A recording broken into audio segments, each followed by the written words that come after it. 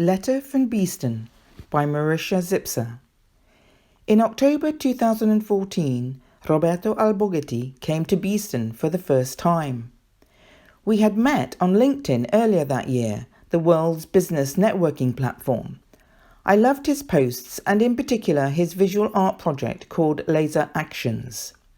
He transforms and turns pictures of ripped and decomposed publicity posters, natural cracks, scratches and deteriorations into art subjects.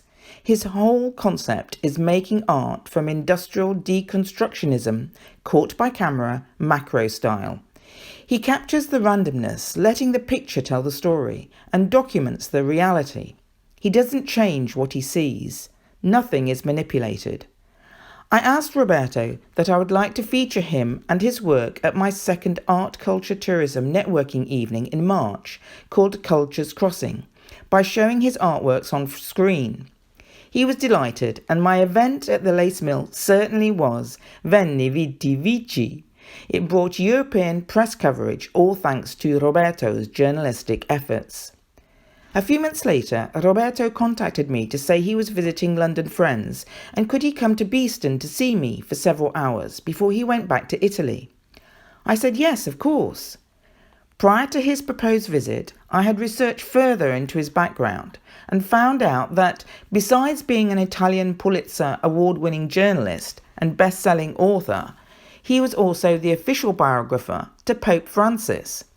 And he had just published his second volume on him called My Life is an Arrow.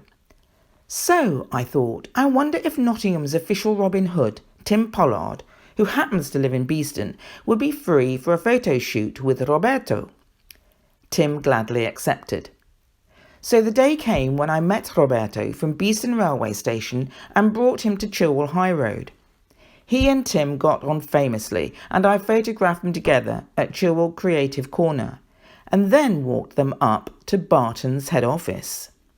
Simon Barton greeted us and steered us into the old garage, walking through his office, as though left in a time warp. I have always loved the Bartons' historic building and the events Simon and his sons have staged there. I knew Roberto would be hooked. I was not mistaken. In fact, he disappeared totally among the old Barton buses, vintage cars, vans and bicycles arrayed over the large expanse of the docking sheds. It is a transport enthusiast's Valhalla. While Simon, Tim and I chattered, Roberto was taking his macro photos of the old vehicles, cocooning him. He was transported back in time. The Robin Hood mark on the side of the chassis of the red buses proved excellent photo backdrops for them all together. Then he chanced upon the Ghost Bus, a 1956 URR Reliance, which had been rescued from a Suffolk field after 20 years of slumber. When it was time to go, I called out to Roberto.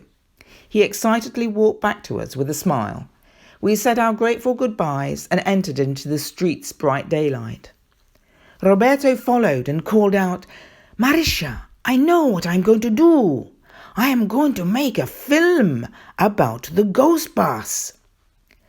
And so, in March 2015, Roberto returned to Barton's to premiere his short film at the Ghost Bus show.